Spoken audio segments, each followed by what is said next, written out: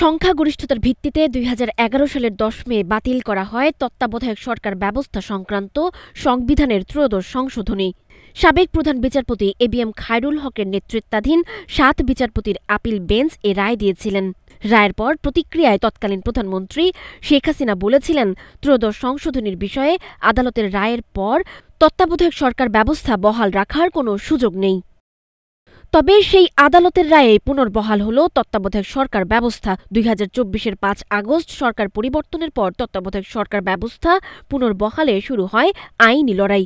চলতি বছরের ২৭ আগস্ট সর্বোচ্চ আদালত তত্ত্বাবধায়ক সরকার ব্যবস্থা বাতিলের রায় পুনর্বিবেচনা চেয়ে করা আবেদন মঞ্জুর করেন এবং আপিলের অনুমতি প্রদান করেন। অবশেষে দীর্ঘ আইনি লড়াই এবং রাজনৈতিক বিতর্কের অবসান ঘটল। নির্বাচনকালীন এই সরকার ব্যবস্থা নিয়ে রায় ঘোষণা করেন সুপ্রিম কোর্টের আপিল বিভাগ। বৃহস্পতিবার আপিল বিভাগ সংবিধানের ত্রয়োদশ সংশোধনীকে বৈধ ঘোষণা করে নির্বাচনকালীন তত্ত্বাবধায়ক সরকার ব্যবস্থা পুনর্বহালের নির্দেশ দিয়েছেন।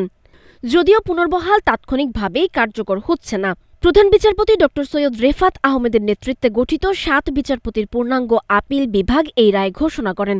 আপিল বিভাগের রায় অনুযায়ী তত্ত্বাবধায়ক সরকার ব্যবস্থা পুনর্বহাল হলেও এর কার্যকারিতা নিয়ে একটি স্পষ্ট সময়সীমা নির্ধারণ করা হয়েছে।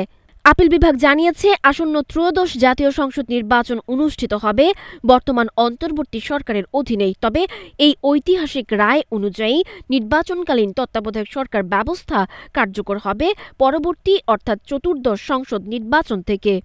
শুনানিতে বিএনপি, জামায়াত এবং আপিলকারীদের আইনজীবীরাও এই সময়সীমার পক্ষে মত দিয়েছিলেন। আপিল বিভাগের আজকের এই রায় দেশের রাজনৈতিক অঙ্গনে এক নতুন বিতর্কের সূচনা করতে পারে। এটি কেবল একটি আইনি সিদ্ধান্ত নয়, বরং আগামী দিনের নির্বাচন পদ্ধতি এবং ক্ষমতা হস্তান্তর প্রক্রিয়ার ওপর এর সুদূরপ্রসারী প্রভাব ফেলবে, এমনটাই মনে করছেন বিশ্লেষকরা। সানজিদা আফরিন, সোনিয়া, নাগরিক, প্রতিদিন।